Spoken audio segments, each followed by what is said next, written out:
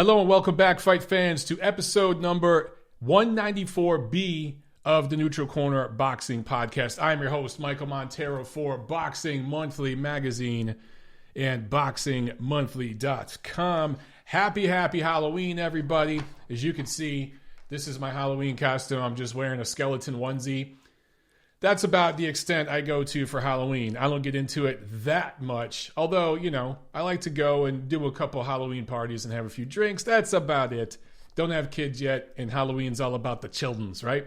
So remember, this Saturday, fight party right here on MOB on the YouTube channel. So fight party for Kovalev, Canelo Kovalev, however you want to say it. That's going to be a lot of fun. So make sure you guys show up for that. And you know what? Maybe I'll have a Halloween costume on at that time for that fight party because Tiff and I might be going to some Halloween events. So you never know. We'll see what happens. All right. News and notes. Only one real thing to talk about here. Of course, winding down to the end of the year, you're not going to have that much news and notes. But we are getting some fights coming together very last minute. Tony Harrison, the rematch with Jermell Charlo, December 21st, Ontario, California. It's probably going to be the Citizen Bank Center out there in Ontario. I don't like this for Tony Harrison. This is basically almost to the day a one-year layoff by the time he takes on Jermell Charlo. And PBC, and I've been saying this, and I get shit for saying it, but it's my opinion. PBC wants Charlo to get that title back. They got plans for the Charlos. Tony Harrison won that title. Honestly, he's from Detroit. He should have had one voluntary defense in Detroit, and they went right back into a rematch with Charlo. That, of course, got pushed back because Harrison had an injury. So here it is now.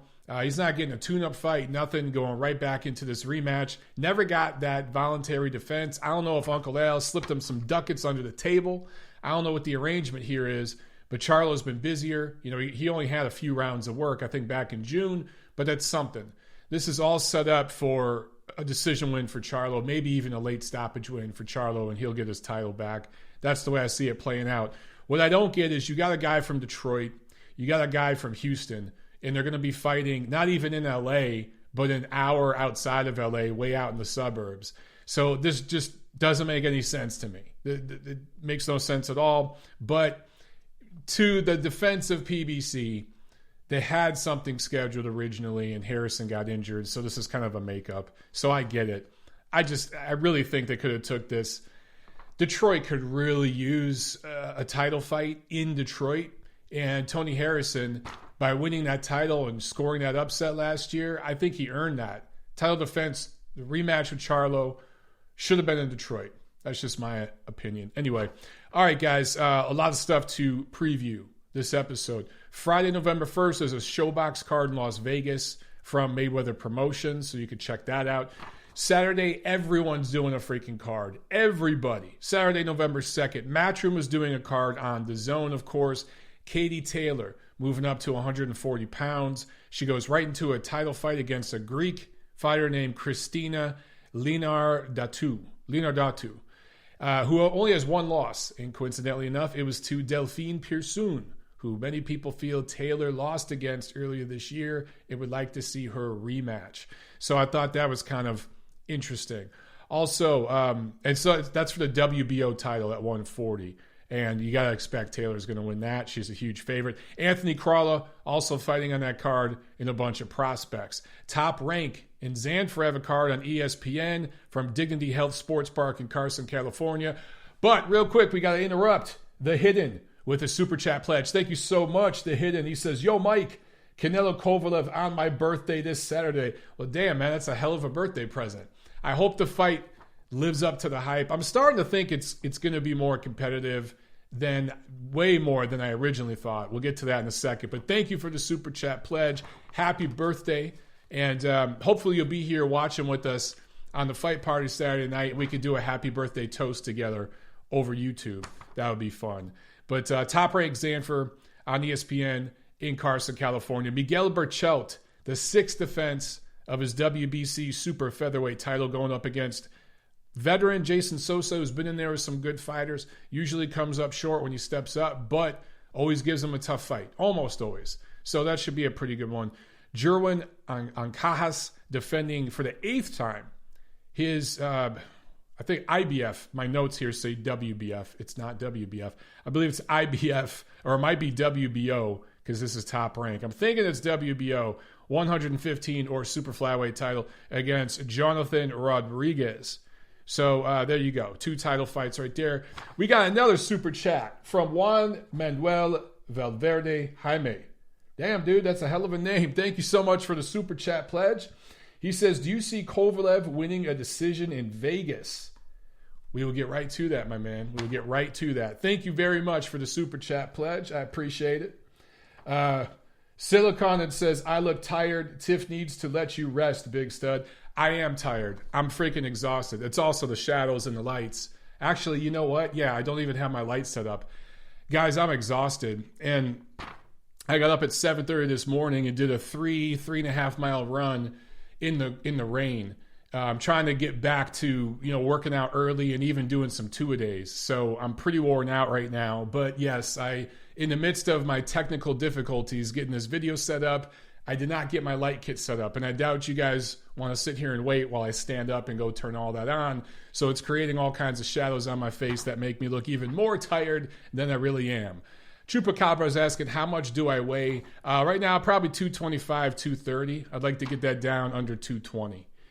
So, yeah, that dude and that weight, that's just house renovations weight and traveling, being on the freaking road so much the past few months and working on the house. So I will chop that off real quick. Okay, PBC on Fox Sports 1, TGB Promotions at the MGM National Harbor in Oxon Hill, Maryland. Javier Fortuna going up against Jesus Cuellar. So Fortuna in his last 3 is 1-1 with no contest. Jesus Cuellar he's lost 2 of his last 3. So neither one of these guys has been stellar lately. They both need a win in a big way. And sometimes when you have 2 fighters in desperate situations like that, you get a really, really good fight. So who knows? We might get a good one there. Brian Castano coming off his draw with Irislandia Lara in March, going up against Lagos, Nigeria native Wale Omotoso, who beat a completely shot Curtis Stevens on the Pascal Brown card earlier this year to earn this shot against Castano. So, hey, that should be pretty interesting. 2 of the Gary Russell brothers also on the undercard. And then we got the big one in Las Vegas, Golden Boy Promotions and Main Events doing a joint promotion on DAZN, MGM Grand, in a very chilly, I guess it's more chilly than normal, Las Vegas right now. Before we get to that, let's see what kind of questions you guys have right now. Azier asks, Michael, do we know what the rehydration limit is for Kovalev? I haven't heard anything about a rehydration limit. No one said anything about it. Gail's going to be on here any minute. We can ask her. Gail's there in Las Vegas covering the fight. So she's there rocking the MOBT, rocking the MOB, and she might have some inside info on that. But the IBF's not involved in this fight. So as far as I know, there's no rehydration limit. I think Kovalev can come in weighing whatever he wants to. I saw one of you guys was asking about the Tyson Fury fight. I couldn't see who it was. Sorry about that. But Tyson Fury fighting the WWE over in Saudi Arabia. What do they call that? The Crown Jewel tournament or something like that. Of course, he wins it by a knockout punch. Well, go figure. Guys, every time a boxer does wrestling, that's how they win. When Floyd Mayweather fought The Big Show, a dude who outweighs him by like 5,000 tons, he knocked him out. That's what happens because you're a boxer. So it was hilarious seeing Tyson Fury knock out this massive guy, and he's not a very heavy-handed puncher in boxing. But of course, in that world, everything's scripted. So I saw some videos and clips of Fury Strowman. That was it, Strowman, from over there. And, I was just kind of chuckling and laughing. But look, smart promotion, genius promotion. He made a ton of money basically acting, basically doing stunt work. Think of it that way. That's what WWE is.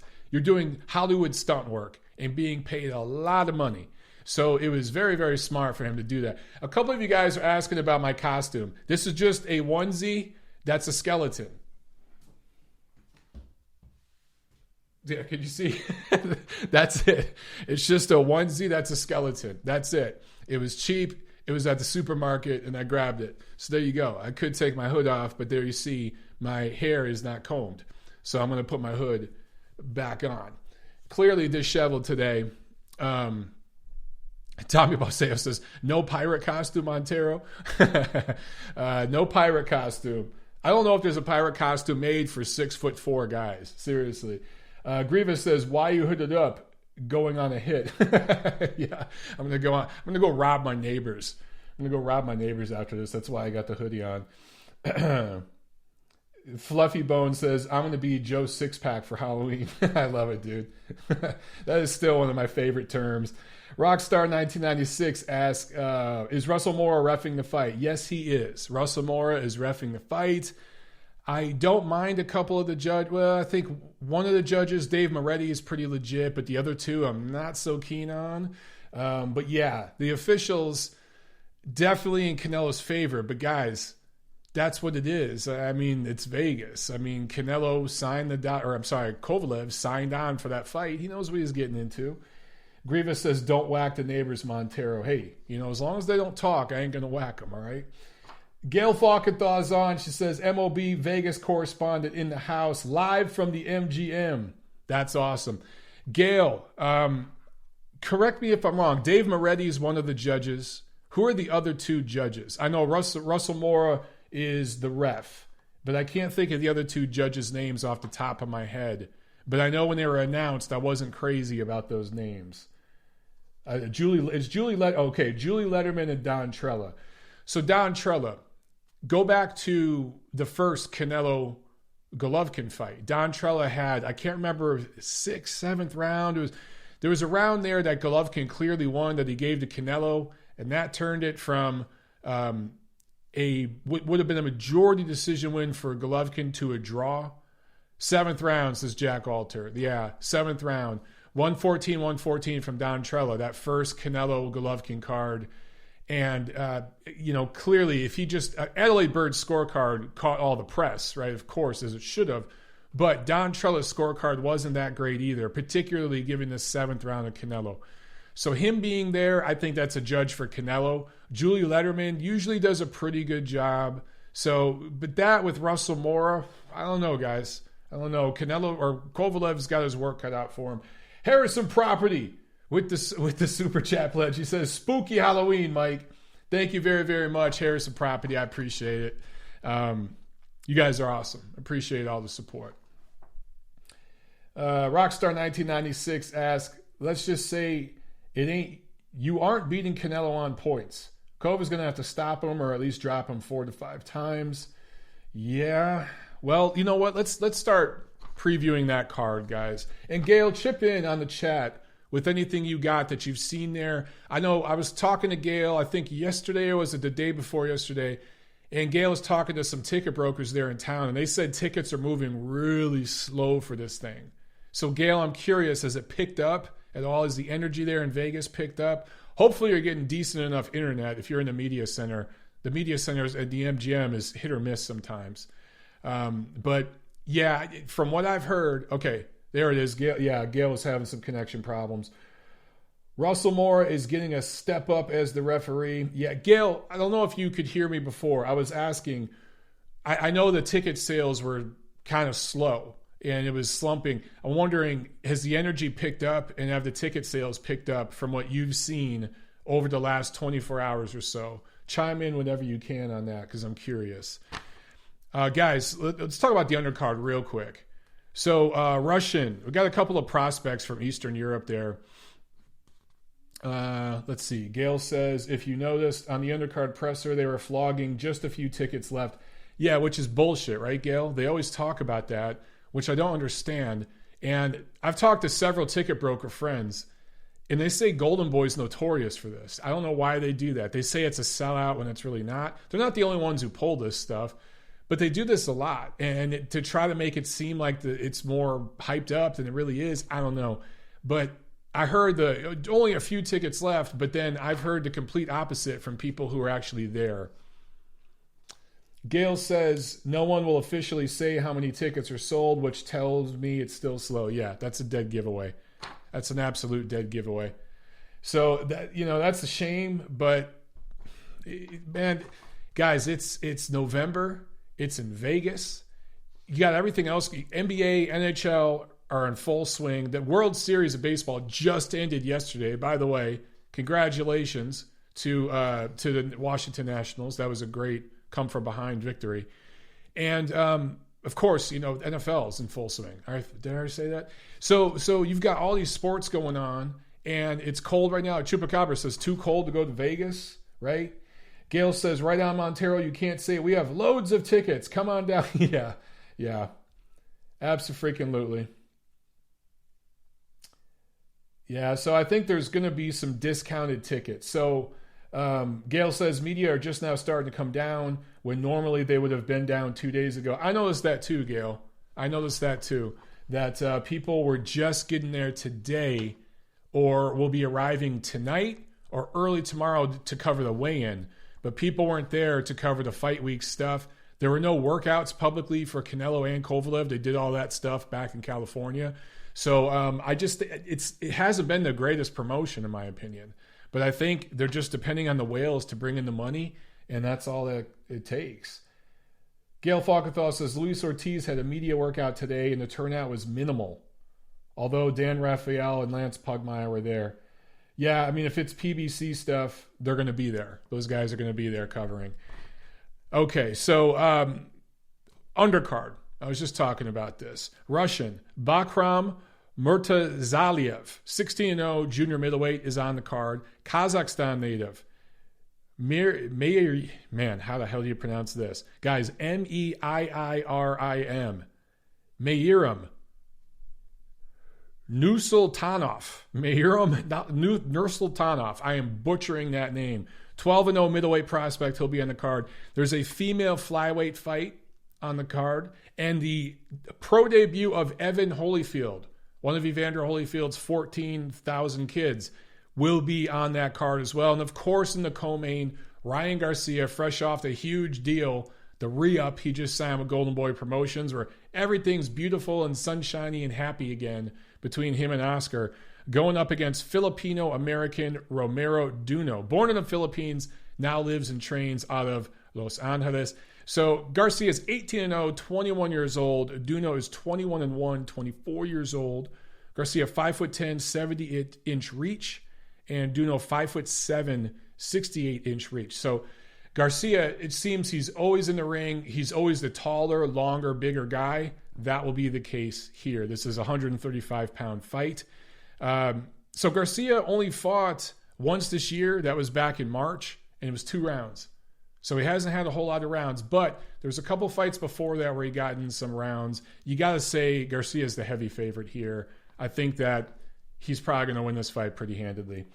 Gail Falkenthal says, I have talked to Evan Holyfield at length, and he is one smart, funny kid. He's got a great attitude and a great head on his shoulders. I've checked out his social media, Gail. He seems pretty smart, pretty intelligent, like he gets it. Another one of those guys who obviously does not have to box, doing it because it's in his blood, was raised on it. And, I think he's going to give it a try. Do I see big things down the road for him? Nah, I think he probably grew up a little too, I want to say privileged, but yeah, his dad was a millionaire. So Gail says, Duno is coming to play. Garcia might struggle with him. I think that'd be good for Garcia if you're trying to build him up and get him rounds, like learning on the job. I'd love to see Duno challenge him. I just have a hard time thinking Golden Boy, after signing this massive contract, would put him in there against a guy that they don't feel very, very confident about him fighting, the first time out after signing that contract. So let's see here.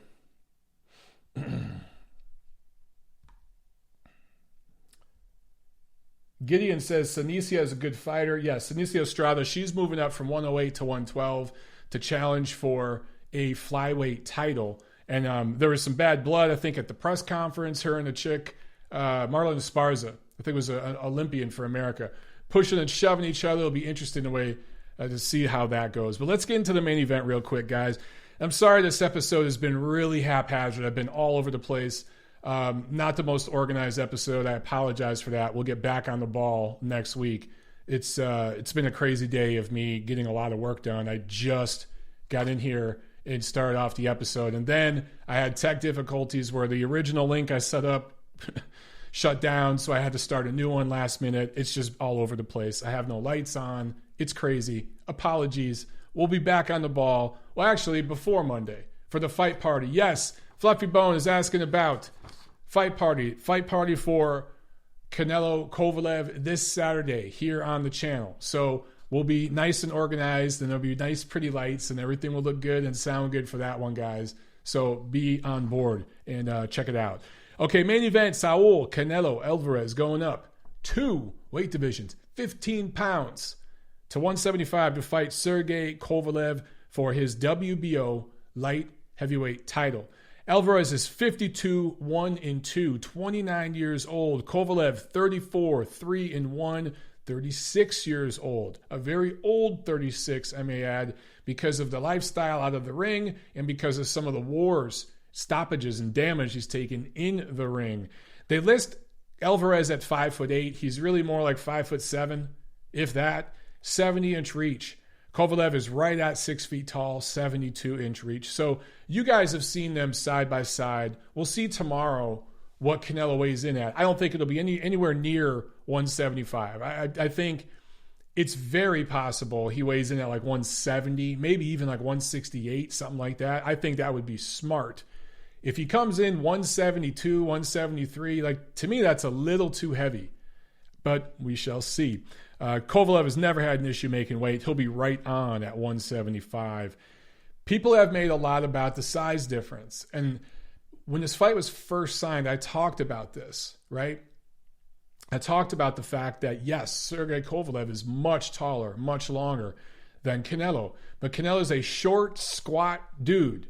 He's always been built. He's built like a wrestler. He's built more like an MMA fighter, like a wrestler, because he's short and squat.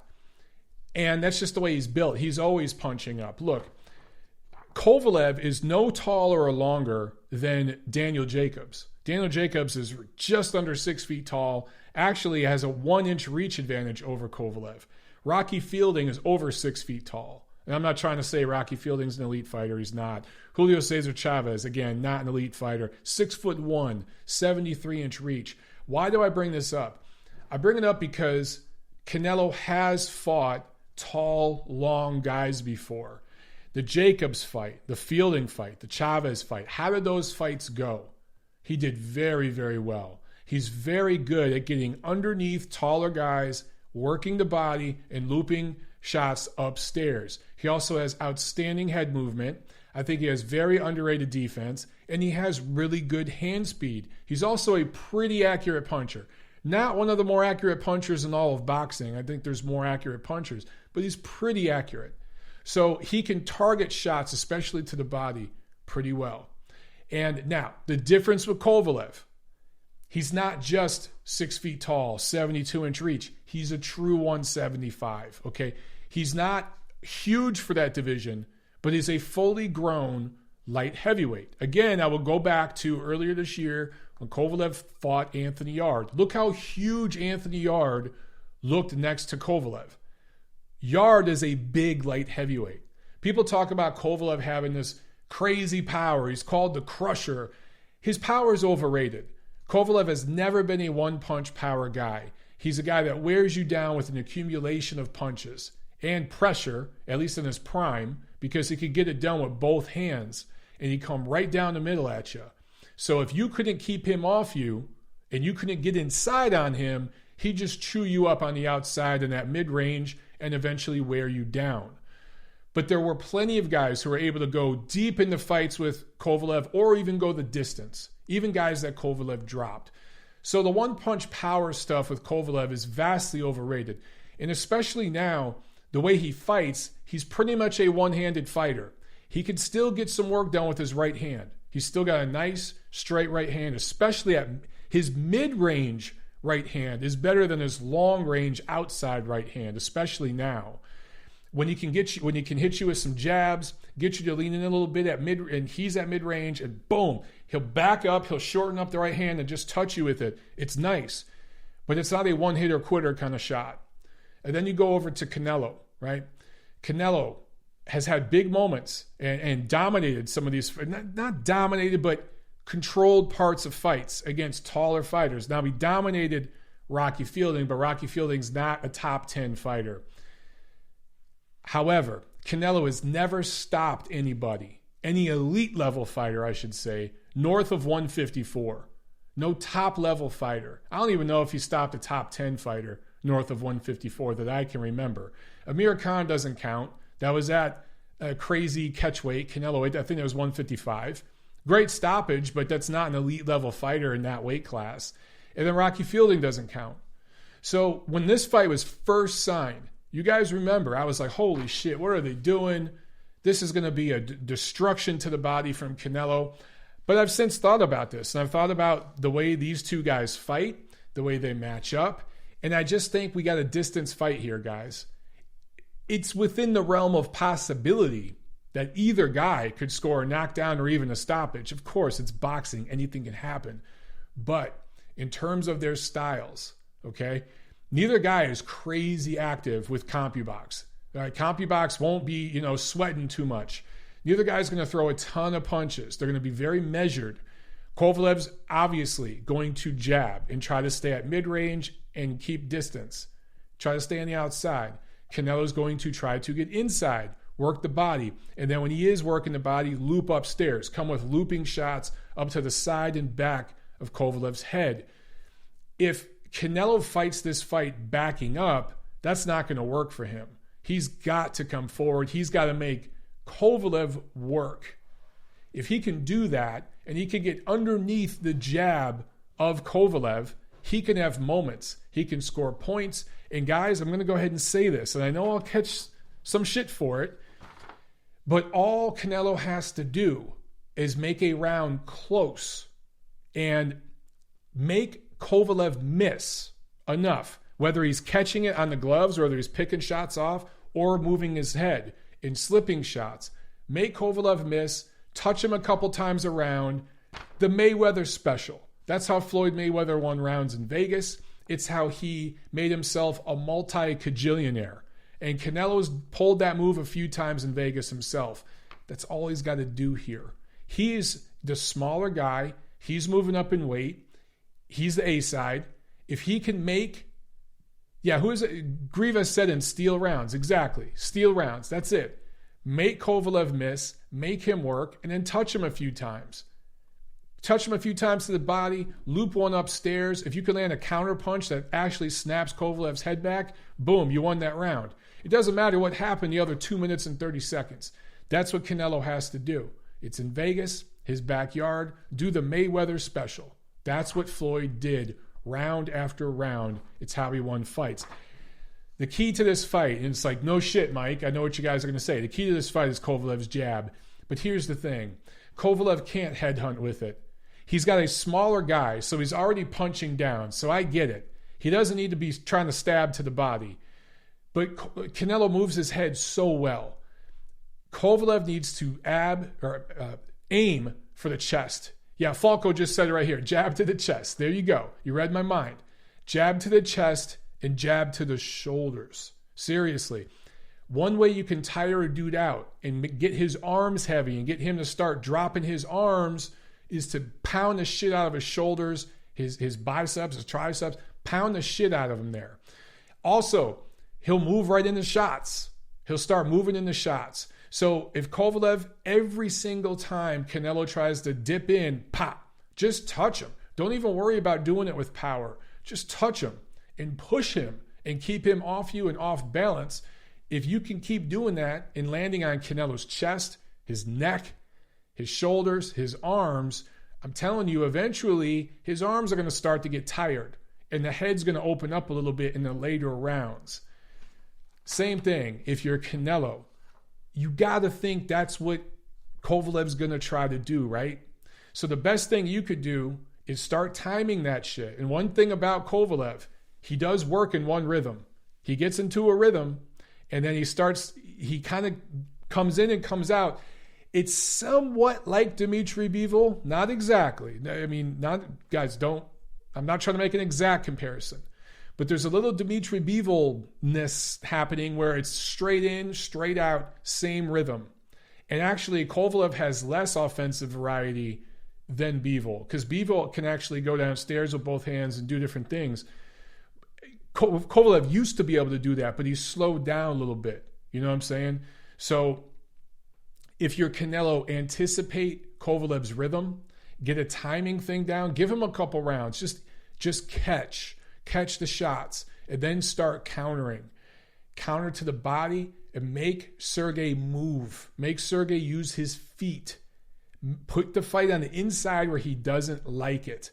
The one thing, Canelo's not going to be able to bully Kovalev on the inside the way Andre Ward was able to do. Andre Ward was a big, strong, light heavyweight. People forget Ward fought as a light heavyweight in the amateurs. That's where he won his gold medal in the Olympics.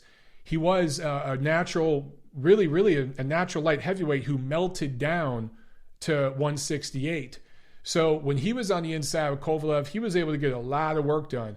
Is Canelo going to be able to bully Kovalev the same way on the inside? He's just not as physically strong. I don't think he's going to be able to do that. But all he's got to do is score points. That's the whole point of this fight. Canelo's got to score points. Kovalev has got to do twice as much. Not just because of the A side, B side thing and all that, but because of impressions. Kovalev's the bigger guy, right? He's the quote-unquote knockout artist. He's the crusher. So judges shouldn't think, with all these prerequisites in mind and all these preconceived notions, they shouldn't think that way, but they do. And they're going to, in the back of their mind, they're thinking, man, this is the bigger guy. He's supposed to hit with all this power. He's supposed to be bullying the little guy. If Kovalev isn't doing any of that and he's just touching Canelo, I don't know if he's going to get rounds. So that's the way I see this one. I think that we got a distance fight here. I don't think we're going to, if this is my assumption, okay, of course, again, anything's possible. It's a fight. But my assumption is that we got a distance fight with no knockdowns. And this is going to go to the cards. I think there's going to be some swing rounds in this fight that could go either way. And I think people are going to be bitching on the internet, but Canelo Alvarez is going to get a decision in this fight. And maybe it's going to be a close competitive fight. I hope so. But there's a chance that late in the fight, if Canelo can slow down Kovalev and really land some big body shots and slow him down, that he might pull away late. There is a chance over the last third of the fight, Canelo can kind of pull away. There's also a chance, though, that Kovalev's jab could really mark up Canelo a little bit and slow him down. And then we might have a close competitive fight. But I'm telling you guys, all Canelo's got to do is touch him a few times, stay away, make him miss, and he wins a decision on the cards. So that's the way I see this one. Let's get to the chat real quick, and then we're going to bounce out of here, guys. We'll let you go and get back to your Halloween festivities. Jack Alter says 100%. So I think we're seeing this fight the same way. He says Triple G's jab is better than Kovalev. Probably. I think it's probably more accurate. But the one thing actually that Kovalev does better than Golovkin in terms of his jab is different speeds and different angles with it. I think that he has a nice jab at mid-range on the outside. He can throw that jab in volume. You know what I'm saying? But I think that Gennady's jab actually has more power and snap to it. I think that when Golovkin lands a jab, it snaps dudes' heads back. Kovalev can do that. He can, but not always. Sometimes it's kind of a rangefinder, and it's just to touch guys to keep them off balance, but also it helps Sergey stay on balance. Because sometimes when you touch a dude and put your hands on them, that's a way of you keeping balance. A lot of times, guys, especially at mid-range, when you're throwing a combination, you might be trying to dig a right to the body. You might set it up, with a touch to the chest with your right hand. Then touch to the chest or to the midsection, to the solar plex with your left hand as you move down, as you dip, and then boom, power with the right hand to the body. Sometimes just putting that other hand on your opponent keeps you on balance. It keeps them guessing while you move to the shot you really want. That's something Kovalev does really, really well that I think he does better than Golovkin. If that doesn't make any sense, tell me. I'll try to explain that better. Marshall Minstry says, I have Kovalev yard in full HD ESPN version. Canelo fielding full HD. Kovalev Alvarez second half in 1080. If anyone wishes to revisit those fights. Well, cool, dude. We'll have to check out your channel, homie. Oh, we got a super chat from A Petri. A Petri. I hope I'm saying it. I know you told me how to say your name, dude. I'm butchering it. Prime, thank you for the super chat, first of all. A Petri? You told me how to say it. Prime Canelo versus Mayweather. Who wins? Well, okay. Prime Canelo, we're talking 160 pounds. We're talking 160 pounds. That was not, I think this is a prime Canelo Alvarez at 160. It wasn't at 154. He was still learning. He was in his early 20s, mid 20s. Now he's 29 years old, right? As a 27, 28, 29-year-old, he's been right there at middleweight. This is the prime of his career, and this will be his best weight. So a prime Canelo is a little bigger than Floyd. So if you're talking prime Mayweather, prime Canelo, what weight do you want to see it at? Because right now, Canelo could not melt down to 155, 154. He couldn't do it. I don't even know if he's going to fight at 160 again after this move to 175. It's very possible, guys, that win, lose, or draw, he comes back down to like a catch weight at super middleweight and does a third fight with Golovkin next year. It could happen. Yeah, I know it's you, Andre, but how do I say your last name? A Petri? I know you told me how to say. Anyway, dude, you know what? I got to take Mayweather by decision, prime for prime. But I got to tell you, at 160, I don't know, dude. At 160, that Canelo would have a real shot. He really, really would. The version of Canelo that we've seen over the last 12 months or so, at 160 against Floyd, he'd be naturally bigger, stronger. Hand speed, pretty close. Floyd would have the hand speed advantage, but not by a whole lot. I would pick Floyd, but it'd be close. It'd be like a 15-13 kind of fight. Seriously, it really would. All right, let's see, guys. I think, Canada Chris is saying prime Mayweather was not 154.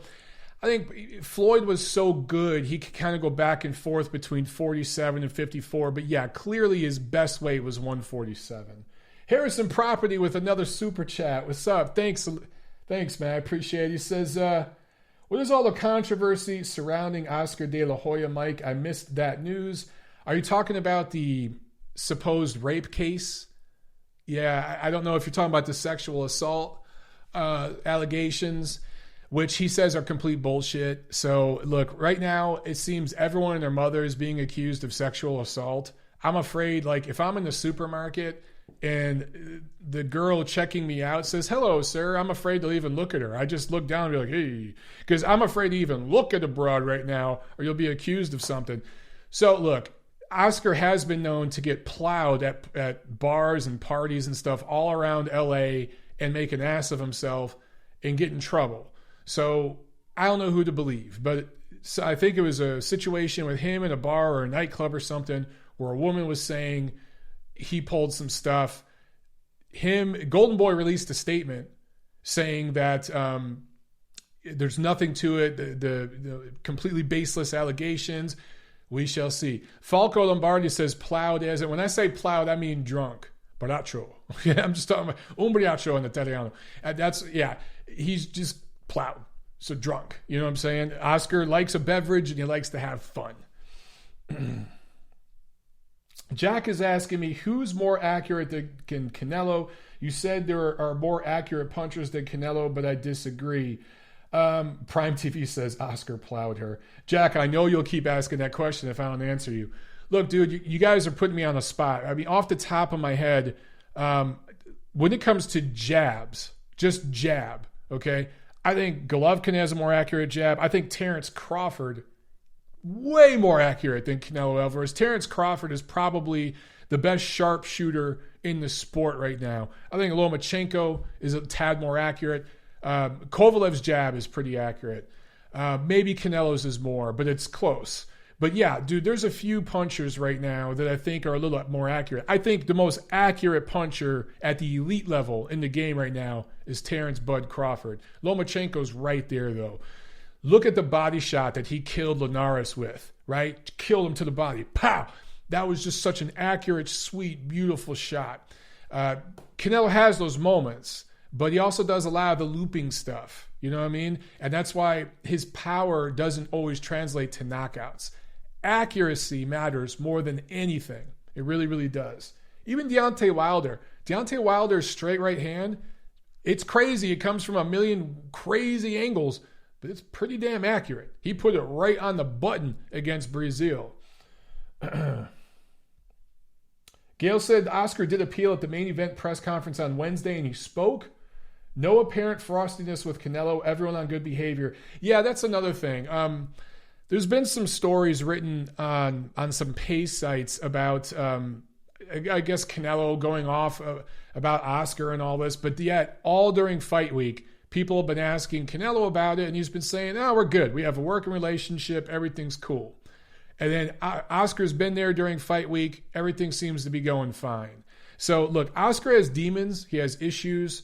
We all have our issues. But it does lead to a lot of publicity, not always the best kind of publicity for Golden Boy Promotions and their star attraction, Canelo Alvarez. But then again, there's a lot of people out there that would say there's no such thing as bad press, especially when it comes to boxing.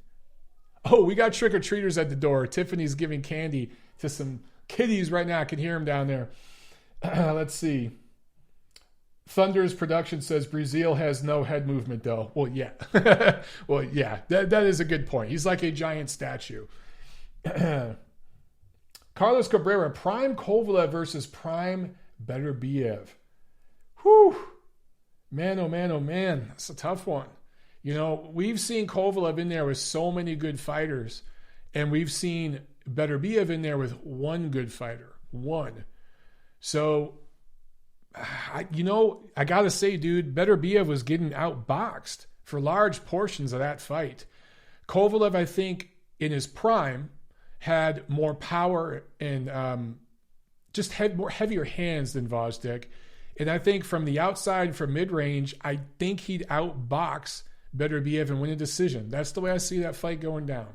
Some people may disagree, but just based on what we've seen, we've got more background on Kovalev to go off of than Beterbiev. You know what I mean? 2-3 years from now, I might have a completely different opinion. Completely different. Yeah, I know you guys are talking about Beterbiev beat Kovalev twice in the amateurs, but that's the amateurs, dude. There's all sorts of crazy stuff you see in the amateurs, especially depending on the time when guys get in. Who was it? Sean Porter, I think, that beat like Alexander Usyk or something like that. Don't quote me, but it's something like that. But it had more to do with the age of the fighters and everything else. So, you can't always go by the amateurs. Let's see. Yeah, Porter beat Usyk. Yeah, Porter beat Usyk in the amateurs. You know what I mean? Think about that for a second. That's crazy. That's absolutely crazy. But Porter was an older kid. Usyk was just getting started. And look at them now. Does anyone think Porter would beat Usyk? So you can't always go by the amateurs. Let's see. Gail says, I talked to Canelo one-on-one last week, and he was in the best mood I've ever seen him in years. No kidding.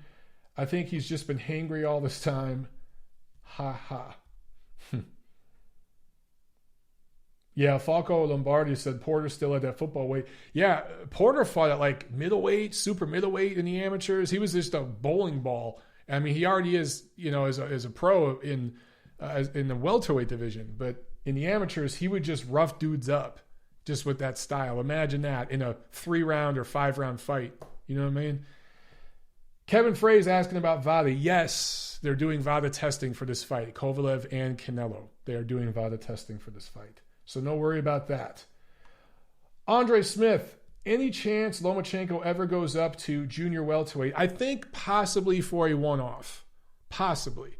Maybe if a Mikey Garcia fight could be made or something. I don't know if it's a smart idea, but possibly for a one-off, it could happen. We shall see. But no way is he going to campaign there. No way. In fact, he might go down to 130. So, Harrison Property, Andre, let's see, who else did Super Chat today? I know Harrison Property did 2 of them. A few of you guys were on here. Thank you again for the Super Chat. Guys, we're going to go with one more question and then bounce out of here. So, let's see. Tommy Boseo asked, thoughts on Chavez Jr. fight canceled? Damn, I didn't even know it was canceled. Did not even know that. So I'd have to see. Because I was actually kind of looking forward to Chavez and Jacobs. I thought that was going to be kind of fun. That really, really sucks. Damn. I'll have to check out the news on that, guys. We'll have to talk about that Saturday night or next Monday. That's crazy, man. Some of you guys are saying he ran from VADA, so we got to see. All right, we'll have to see. So if he wanted out because of VADA, not a good look. But then again, Chavez really hasn't given any good looks. Canada Chris is asking, what time's the fight party? It's going to be right before the main event starts. So you guys, if you're watching on DAZN, right before the main event, come over to the channel. We'll watch it together. All right, guys, we're going to end it there. Oh, shit. Gail says Chavez Jr. suspended by the Nevada State Athletic Commission. There's got to be some drugs involved with that. Probably smoking pot or something. Well, we're going to have to dig into that story, guys. But I'm going to bounce off for now. Happy Halloween. Have fun. I'll see you guys Saturday at the fight party. All right? I'll see you at the fights.